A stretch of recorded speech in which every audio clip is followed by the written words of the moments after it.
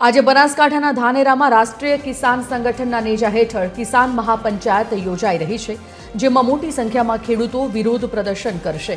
સરકાર દ્વારા તમાકુ પર 65% ટેક્સ ઝીકાતા ખેડૂતોમાં રોષ જોવા મળી રહ્યો છે, જેના પગલે ખેડૂતો લાલ ચોકથી રેલી કાઢી વિરોધ પ્રદર્શન કરી અને ધાનેરા નાયબ કલેક્ટરને આવેદનપત્ર આપશે।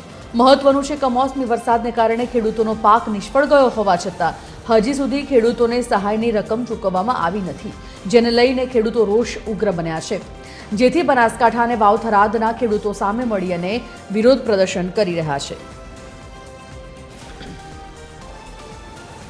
વિક્રમ ઠાકોર સંવાદદાતા ફોનલાઈન પર જોડાઈ ગયા છે। વિક્રમ, ખેડૂતોનો ઉગ્ર વિરોધ, શું ડિમાન્ડ તેઓની?